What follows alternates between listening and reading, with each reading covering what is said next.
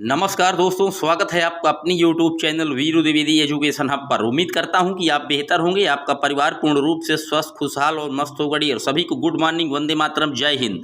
Dear आज हम बात करेंगे इतिहास और जियोग्राफी से रिलेटेड महत्वपूर्ण प्रश्नों का। ये एक ऐसा टॉपिक है जो कि लगा हुआ है 24 तारीख को पीईटी एग्जाम। केवल पीईटी एग्जाम के बेस्ड पर इस वीडियो को बनाया जा रहा है डियर, तो वीडियो को बिल्कुल शिद्दत से अंत तक देखिएगा। ये वीडियो आपको सिर्फ पीईटी और आगे आने वाले सुपर टेट में ही कारगर होगा, या आप कोई वनडे एग्जाम देने जा रहे हैं डियर तो उसके लिए ये रामबाण साबित होगा। इसमें 150 प्रश्न है डियर। जहां तक मैं करा पाऊंगा आज कराता हूं, उसके आगे के प्रश्नों को फिर अगले वीडियो में बात करेंगे। 150 प्रश्नों का एक ये महत्वपूर्ण प्रैक्टिस सेट है। तो आइए शुरू करते हैं। पहला प्रश्न कह रहा है हड़प्पा के निवासी क्या थे? ग्रामीण थे, शहरी थे, यायावर या खानाबदोश या जनजातीय थे? तो बता दें डियर, जो हड़प्पा के निवासी माने जाते थे वो शहरी माने जाते थे। बी ऑप्शन एकदम करेक्ट है। बढ़ते हैं अपने अगले प्रश्न की ओर। हड़प्पा की सभ्यता के बारे में कौन सी उक्ति सही है? उन्हें अश्वमेध की जानकारी थी, गाय उनके लिए पवित्र थी, उन्होंने पशुपति का सम्मान आरंभ किया, उनकी जो संस्कृति थी वो सामान्यतः स्थिर नहीं थी। तो हड़प्पा सभ्यता की जो उक्ति सही थी डियर वो थी उन्होंने पशुपति को का जो सम्मान था वो आरंभ किया था। और पशुपति किसे कहा जाता है? तो पशुपति भगवान भोलेनाथ को कहा जाता है डियर। सी ऑप्शन एकदम करेक्ट है, नोट डाउन कर लीजिएगा। बात करते हैं अपने अगले प्रश्न की। हड़प्पा के लोगों को सामाजिक पद्धति थी उचित समतावादी, दास श्रमिक आधारित, जाति आधारित या वर्ण आधारित? तो जो हड़प्पा के लोगों की सामाजिक पद्धति डियर वो थी उचित समतावादी। ए ऑप्शन एकदम करेक्ट है डियर, नोट डाउन कर लीजिएगा। बात करते हैं अपने अगले प्रश्न की। हड़प्पा की खोज किस वर्ष में हुई थी? 1935, 1942, 1901 या 1921? तो बता दें डियर 1921 में हड़प्पा की खोज दयाराम साहनी ने की थी। डी ऑप्शन एकदम करेक्ट है। बात करते हैं अपने अगले प्रश्न की। हड़प्पा वासी किस वस्तु के उत्पादन में सर्वप्रथम थे? मुद्राएं, कांसे के औजार या जौ या कपास? तो जो हड़प्पा वासी थे डियर वो सबसे ज्यादा उत्पादन करते थे वो कपास का उत्पादन करते थे। कपास और कपास का जो उत्पादन है वो सबसे ज्यादा काली मिट्टी में होता है। सी ऑप्शन एकदम करेक्ट है। बात करते हैं अपने अगले प्रश्न की। हड़प्पा की सभ्यता किस युग की थी? कांस्य युग, नवपाषाण युग, लौह युग या पूरा पाषाण युग? तो जो हड़प्पा की सभ्यता थी डियर वो कांस्य युगीन मानी जाती है। ए ऑप्शन एकदम करेक्ट है डियर। बात करते हैं अपने अगले प्रश्न की। सिंधु घाटी सभ्यता की खुदाई में जो अवशेष मिले थे उनमें तत्कालिक व्यापारिक और आर्थिक विकास के द्योतक निम्न में से कौन थे? मिट्टी की क्या नावें मिली, मुद्राएं मिली, नार्वे मिली या मकान मिले थे? तो बता दें डियर, जब सिंधु घाटी की सभ्यता की खुदाई की जा रही थी तो उस समय जो अवशेष प्राप्त हुए थे वो मुद्राएं मिली थी। बी ऑप्शन एकदम करेक्ट है। वीडियो को बिल्कुल शिद्दत से अंत तक वॉच करिएगा। पीईटी एग्जाम के लिए ये बेहतरीन और रामबाण साबित होगा डियर। चलते हैं अपने अगले प्रश्न की ओर। बिना दुर्ग के एकमात्र सिंधु नगर कौन था? कालीबंगा, हड़प्पा, मोहनजोदड़ो या चनहूदड़ो? तो बिना दुर्ग का जो एकमात्र सिंधु नगर था डियर वो चनहूदड़ो था। डी ऑप्शन एकदम करेक्ट है। इसी चनहूदड़ों से काले चावल के साक्ष्य भी मिले थे और कालीबंगा से चूड़ियों के साक्ष्य प्राप्त हुए हैं। तो डी ऑप्शन एकदम करेक्ट है डियर, नोट कर लीजिएगा। बात करते हैं अपने अगले प्रश्न की। अपवाह तंत्र का निर्माण सबसे पहले निम्नलिखित में से किस सभ्यता के लोगों ने किया था? मिस्र सभ्यता के, सिंधु सभ्यता के, चीनी सभ्यता या मेसोपोटामिया सभ्यता के लोगों ने? तो जो अपवाह तंत्र था जो कि नदियों नालों के बीच से जो सकरा रास्ता निकाल लेते थे डियर उसे अपवाह तंत्र कहते थे। और इसकी खोज सबसे पहले सिंधु घाटी सभ्यता के लोगों ने की थी। और बता दें जो सिंधु घाटी सभ्यता था ये मात्र सत्यात्मक था डियर। और ये नोट रखिएगा, ये वृक्षों के मित्र थे, ये वृक्षों को भी बहुत चाहते थे, पेड़ पौधों से इनका बहुत लगाव था, मात्र सत्यात्मक थे और ये इंद्र की भी पूजा करते थे डियर। तो बी ऑप्शन एकदम करेक्ट है, नोट कर लीजिएगा। बात करते हैं अपने अगले प्रश्न की। निम्नलिखित में से विद्वानों ने हड़प्पा सभ्यता का सर्वप्रथम खोज किसने की थी? सर जॉन एन मार्शल ने, आर.डी. बनर्जी, ए कनिंघम या दयाराम साहनी ने? तो आपको ऊपर ही बता चुका हूं कि जो हड़प्पा सभ्यता की खोज की थी 1921 में डॉक्टर दयाराम साहनी ने की थी। डी ऑप्शन एकदम करेक्ट है। चलते हैं अपने अगले प्रश्न की ओर। इनमें से किस फसल का ज्ञान वैदिक लोगों को नहीं था? जौ का, गेहूं का, चावल का या तंबाकू का? तो जो वैदिक लोग थे पहले उन्हें तंबाकू का ज्ञान नहीं था डियर। डी ऑप्शन एकदम करेक्ट है। भारत में जो तंबाकू को लाने का श्रेय है वो पुर्तगालियों को माना जाता है डियर। पुर्तगाली लोग भारत में तंबाकू का प्रचलन लाए थे। अगर विश्व में सबसे ज्यादा तंबाकू के उत्पादन की बात की जाए तो चाइना है, और दूसरे स्थान पर भी हाल ही में अपना देश भारत काबिज हो गया है तंबाकू के उत्पादन में। और हम विश्व जो है हर बार विश्व तंबाकू दिवस जो है 31 मई को मनाते हैं डियर, तो नोट रखिएगा। और तंबाकू में निकोटीन पाया जाता है जिससे कैंसर नामक घातक बीमारी का भी आह्वान होता है डियर। तो डी ऑप्शन एकदम करेक्ट है। चलते हैं अपने अगले प्रश्न की ओर। वैदिक गणित का महत्वपूर्ण अंग है शतपथ ब्राह्मण, शुल्ब सूत्र, अथर्ववेद या छांदोग्य उपनिषद? तो जो वैदिक गणित का महत्वपूर्ण अंग है डियर वो शुल्ब सूत्र है। सी ऑप्शन एकदम करेक्ट है, नोट रखिएगा। चलते हैं अपने अगले प्रश्न की ओर। किस वेद में प्राचीन वैदिक युग की संस्कृति के बारे में सूचना दी गई? ऋग्वेद, यजुर्वेद, अथर्ववेद या सामवेद? तो डियर जो प्राचीन वैदिक युग की संस्कृति के बारे में सूचना मिलती है वो ऋग्वेद से मिलती है। ए ऑप्शन एकदम करेक्ट है, ऋग्वेद। बात करते हैं अपने अगले प्रश्न की। 323 ईसा पूर्व में सिकंदर महान की मृत्यु कहाँ हुई थी? फारस में, बेबीलोनिया में, मेसोडोनिया में या तक्षशिला में? तो बता दें डियर जो 323 ईसा पूर्व में सिकंदर महान की मृत्यु हुई थी वो बेबीलोनिया में हुई थी, नोट रखिएगा। और ये शासक कहाँ का था? तो ये शासक था मेसोडोनिया का। और सिकंदर का अगर नाम पूछ ले तो इसका जो अन्य नाम था उसे हम अलेक्जेंडर के नाम से भी जानते हैं डियर, तो नोट कर लीजिएगा बी ऑप्शन। बात करते हैं अपने अगले प्रश्न की। सिकंदर महान एवं जो पोरस की सेना थी निम्नलिखित में से किस नदी के सामने वाले तटों पर पड़ाव डाला हुआ था? बता दें सिकंदर भी महान था, बहुत दमदार सेना नायक था, बहुत बड़ा शासक था, लेकिन जो पोरस था ये भी कोई हल्का शासक नहीं था डियर।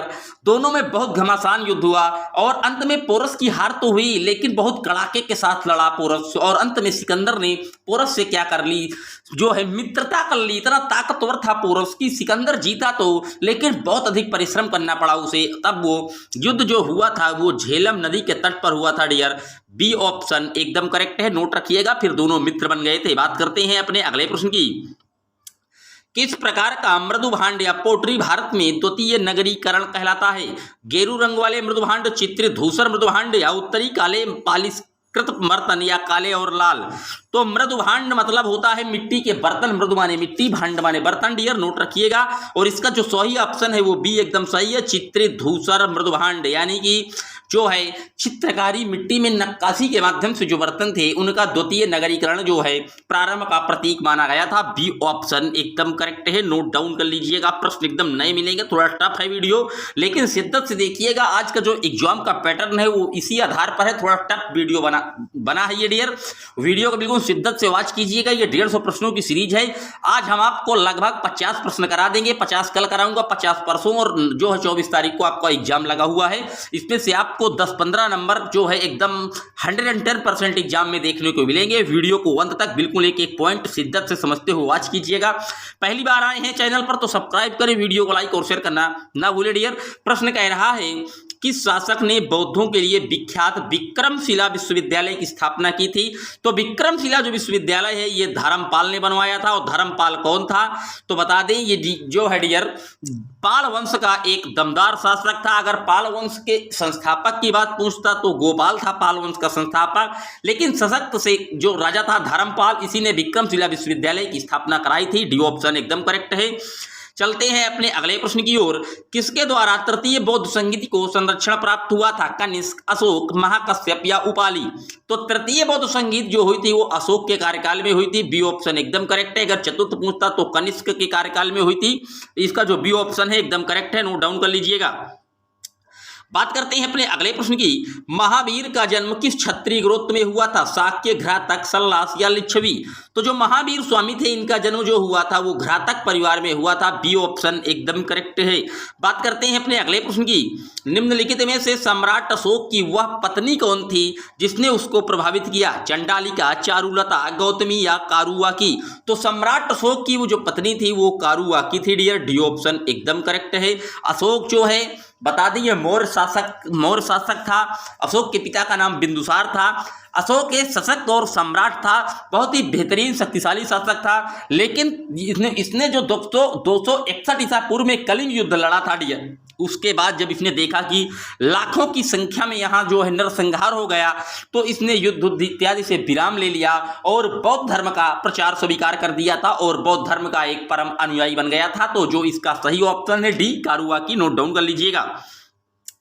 चलते हैं अपने अगले प्रश्न की ओर। बिंदुसार ने विद्रोहियों को कुचलने के लिए अशोक को कहां भेजा था? स्वर्णगिरी, तक्षशिला, उज्जैन या वैशाली? तो बिंदुसार मैं आपको बता चुका हूं ये अशोक के पिता थे और अशोक के भेज दिए थे कहां? तक्षशिला। बी ऑप्शन एकदम करेक्ट है, नोट कर लीजिएगा। बात करते हैं अपने अगले प्रश्न की। तक्षशिला के प्रसिद्ध स्थल होने का कारण था? प्राचीन वैदिक कला, मौर्यकालीन कला, गुप्त कला या गांधार कला?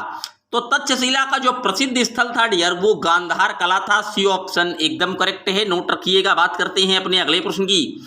निम्नलिखित में से कनिष्क के समकालीन कौन थे?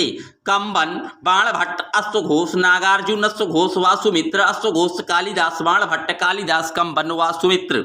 तो डियर जो कनिष्क के समकालीन थे वो थे नागार्जुन, अश्वघोष और वासुमित्र। नोट रखिएगा, बी ऑप्शन एकदम करेक्ट है। वीडियो को एकदम शिद्दत से देखिएगा। जो आप ये देख रहे हैं कंबन नाम लिखा, इन्होंने बाल रामायण की रचना की थी। तो कंबन का नाम भिन्न पूछा जाता है कि बाल रामायण की रचना किसने की थी, तो कंबन का नाम याद रखिएगा। चलते हैं अपने अगले प्रश्न की ओर। लाल चेर के नाम से प्रसिद्ध वह चेर शासक कौन था जिसने कर्णगी के मंदिर का निर्माण कराया था? एलोरा, कारिकाल, सेनगुटबन या नेदुनजेरल आदन? तो जो लाल चेर था वो चेर शासक था सेनगुटबन। सी ऑप्शन एकदम करेक्ट है, नोट कर लीजिएगा। बात करते हैं अपने अगले प्रश्न की। अजंता कलाकृतियां किससे संबंधित हैं? हड़प्पा काल से, मौर्य काल से, बुद्ध काल से, गुप्त काल से? तो जो अजंता की गुफाएं हैं डियर ये गुप्त काल से संबंधित हैं और इनको 1983 में जो है यूनेस्को ने अपनी विश्व धरोहर साइट में शामिल किया था। डी ऑप्शन एकदम करेक्ट है, नोट कर लीजिएगा। बात करते हैं अपने अगले प्रश्न की। चालुक्य राजा पुलकेशन द्वितीय को किसने पराजित किया था? महेंद्र वर्मन प्रथम ने, नरेंद्र वर्मन प्रथम ने, परमेश्वर प्रथम ने या परांतक प्रथम ने? तो बता दें डियर जो चालुक्य राजा पुलकेशन द्वितीय थे इनको जो है वर्मन वंश का जो शासक था नरसिंह वर्मन प्रथम ने जो है पराजित कर दिया था। नोट डाउन रखिए, बी ऑप्शन। किस व्यक्ति को द्वितीय अशोक कहा जाता है? समुद्रगुप्त, चंद्रगुप्त मौर्य या स्कंदगुप्त को या हर्षवर्धन को? तो बता दें डियर अगर द्वितीय अशोक पूछा जाए तो वो हर्षवर्धन को कहा जाता है। हर्षवर्धन वर्धन वंश का एक प्रतापी राजा था डियर जिसने अपनी राजधानी जो है वो पुरुषपुर पेशावर बनाई थी। बाद में ये उज्जैन का भी शासक बना था। नोट रखिएगा, हर्षवर्धन एक सशक्त राजा था और हर्षवर्धन जो है प्रत्येक 5वें वर्ष क्या जो है प्रयाग में एक जो है महामोक्ष परिषद का भी आयोजन करता था और हर 5वें वर्ष वो अपने शासनकाल में जितना जो है रुपया, धन, दौलत, संपत्ति कमाता था उसको जो है गरीबों में दान कर देता था हर 5वें वर्ष, जिसे हम महामोक्ष परिषद के नाम से जानते हैं। एग्जाम में पूछा जाता है कि महामोक्ष परिषद का गठन किसने किया था, तो वो थे राजा हर्षवर्धन। ये भी आप नोट कर लीजिएगा। इनके दरबारी का भी अगर पूछ ले तो आप बताएंगे बाणभट्ट जो है इनके दरबार में निवास करते थे। चलते हैं अब अपने अगले प्रश्न की ओर। शून्य की खोज किसने की थी? वराहमिहिर, आर्यभट्ट, भास्कर या इनमें से कोई नहीं? तो शून्य की खोज की थी आर्यभट्ट ने और आर्यभट्ट को महान गणितज्ञ के नाम से भी जाना जाता है। अगर पूछ लेता कि दशमलव की खोज किसने की है तो दशमलव जो है ये फ्रांस देश से लिया गया है। ये भी आप नोट रखिएगा। चलते हैं अपने अगले प्रश्न की ओर। किस विदेशी यात्री ने भारत का दौरा सबसे पहले किया था? ह्वेन-सांग, सिंह, मेगास्थनीज या फाहियान? तो बता दें डियर जो विदेशी था यात्री वो सबसे पहले भारत आया था वो मेगास्थनीज था और इसने अपनी पुस्तक इंडिका में जो है भारत के बारे में और मौर्य साम्राज्य के बारे में बिल्कुल विस्तृत वर्णन किया है। तो मेगास्थनीज नोट कर लीजिएगा, बी ऑप्शन। बात करते हैं अपने अगले प्रश्न की। दिलवाड़ा मंदिर कहाँ पर स्थित है? तो दिलवाड़ा का जो मंदिर है क्या श्रवणबेलगोला में है, पारसनाथ पर्वत में है, इंदौर में है या आबू पर्वत में है? तो दिलवाड़ा जो मंदिर है ये जैन मंदिर है डियर और ये आबू पर्वत कहाँ है तो राजस्थान में पड़ता है। ये भी आप नोट रखिएगा, डी ऑप्शन एकदम करेक्ट है। दिलवाड़ा का जैन मंदिर जो है आबू पर्वत पर जो है स्थित है। और ये प्रश्न कई बार पूछा गया है, दिलवाड़ा का जैन मंदिर, ये भी आप नोट रखिएगा, डी ऑप्शन। चलते हैं अपने अगले प्रश्न की ओर। विरूपाक्ष मंदिर का निर्माण किसने करवाया था? चालुक्य ने, पल्लव ने, वाकाटक ने या सातवाहन ने? तो विरूपाक्ष मंदिर का जो निर्माण है ये चालुक्य राजाओं ने करवाया था, ए ऑप्शन एकदम करेक्ट है। पांड्य साम्राज्य की राजधानी कहाँ थी? क्या वो कांची थी, मदुरई थी, कावेरी पट्टनम या तिरुचि थी? तो पांड्य साम्राज्य की जो राजधानी थी डियर वो तिरुचि थी, डी ऑप्शन एकदम करेक्ट है, नोट कर लीजिएगा। बात करते हैं अपने अगले प्रश्न की। कुब्बतुल इस्लाम मस्जिद का निर्माण किसने करवाया था? कुतुबुद्दीन ऐबक, अलाउद्दीन खिलजी, इल्तुतमिश या मोहम्मद आदिल शाह? तो कुब्बतुल इस्लाम मस्जिद का जो निर्माण है वो कुतुबुद्दीन ऐबक ने करवाया था, ए ऑप्शन एकदम करेक्ट है। कुतुबुद्दीन ऐबक को हम लाख बख्श के नाम से भी जानते हैं, और जो इनकी मृत्यु है ये जो है डियर 1206 में शासक बना था, और जो ये पोलो खेलते समय इनकी मृत्यु जो है वो घोड़े में बैठकर खेल रहे थे और घोड़े से नीचे गिरकर इनकी जो है मृत्यु हो गई थी। और कुतुबुद्दीन ऐबक ने ही कुतुब मीनार के निर्माण की भी नींव रखी थी, लेकिन बाद में इसको पूरा करने का जो श्रेय जाता है वो इल्तुतमिश को जाता है। तो आप इतनी चीज़ें बिल्कुल शिद्दत से कॉपी पेन में नोट करते हुए चलिएगा, मैं एक्सप्लेन एकदम एक एक पॉइंट को बेहतरीन ढंग से करने का प्रयास करता हूँ डियर। चलते हैं अपने अगले प्रश्न की ओर। यात्री इब्न बतूता कहाँ से आया था? मोरक्को, फारस, तुर्की या मध्य एशिया थे? तो जो इब्न बतूता था डियर ये आया था कहाँ से? मोरक्को से, ए ऑप्शन एकदम करेक्ट है। और ये किसके शासनकाल में आया था डियर? तो ये मोहम्मद बिन तुगलक के कार्यकाल में भारत आ गया था, मोरक्को से, ए ऑप्शन एकदम करेक्ट है। इसकी एक किताब है जो एग्जाम में पूछी जाती है, उसका नाम है किताब रहला, जिसमें इसने जो है भारत के बारे में वर्णित किया है, मोरक्को का था, ये भी आप नोट कर लीजिएगा। विजयनगर का प्रथम शासक कौन था जिसने पुर्तगालियों से संधि की? हरिहर देवराय द्वितीय, ये बुक का, या कृष्णदेवराय नहीं। तो विजयनगर की जो संस्थापक की अगर बात पूछता तो आप बताते कि साहब हरिहर और बुक्का ने की थी, लेकिन यहाँ पुर्तगालियों के साथ जो संधि कर ली थी वो कृष्णदेव राय ने कर ली थी, डी ऑप्शन एकदम करेक्ट है। कृष्णदेव राय ने कर ली थी, ये सुलु वंश का रिलेट करता था, लेकिन विजयनगर का शासक बन गया था। और विजयनगर की राजधानी अगर आपसे पूछता है तो आप क्या बताएंगे? इसका उत्तर आप कमेंट बॉक्स में छापिए तत्काल। चलते हैं अपने अगले प्रश्न की ओर। कृष्णदेव राय किसके समकालीन थे? शेरशाह के, हुमायूं के, बाबर के या अकबर के? तो कृष्णदेव राय जो समकालीन थे वो बाबर के समकालीन थे, सी ऑप्शन एकदम करेक्ट है। कृष्णदेव राय जो थे ये बाबर के समकालीन थे डियर। और बाबर आपको पता ही है, बाबर जो है भारत में क्या इसने मुगल साम्राज्य की नींव डाली थी। तो कृष्णदेव राय किसके समकालीन थे? बाबर के, सी ऑप्शन एकदम करेक्ट है। अब बात करते हैं अपने अगले प्रश्न की। संत कबीर का जन्म कहाँ हुआ था? क्या दिल्ली में, मगहर, वाराणसी में, मथुरा में या हैदराबाद में? तो बता दें डियर जो संत कबीर का जन्म था ये मगहर वाराणसी में हुआ था। बनारस में ये पैदा हुए और इन्होंने मगहर में अपने शरीर का त्याग किया था, क्योंकि ऐसी कहावत है कि मगहर में मरने वाले को नरक की प्राप्ति होती है। तो कबीर जो है ये बाह्य आडंबर को बढ़ावा नहीं देते थे, ये हर धर्म की क्या खिल्ली उड़ा के मजा लेते थे। इन्होंने कहा था कि अगर मगहर में मरने से जो है मुझे नरक का भोगी बनूंगा तो मैं सिर्फ और सिर्फ अपने शरीर का त्याग क्या मगहर में ही करूंगा। तो बी ऑप्शन एकदम करेक्ट है डियर, नोट रखिएगा। महाराष्ट्र में भक्ति संप्रदाय निम्नलिखित में से किसकी शिक्षाओं द्वारा फैला? संत तुकाराम, संत ज्ञानेश्वर, समर्थ गुरुदाम या चैतन्य महाप्रभु? तो जो ये फैला था ये संत ज्ञानेश्वर के द्वारा फैला था, बी ऑप्शन एकदम करेक्ट है डियर। ये थे आज के टॉप 40 महत्वपूर्ण प्रश्न जो कि आगे आने वाला यूपी SSC का PET एग्जाम के लिए रामबाण सीरीज साबित होगी, और सुपर टेट के लिए भी ये प्रश्नों का सिलसिला एकदम दमदार होगा।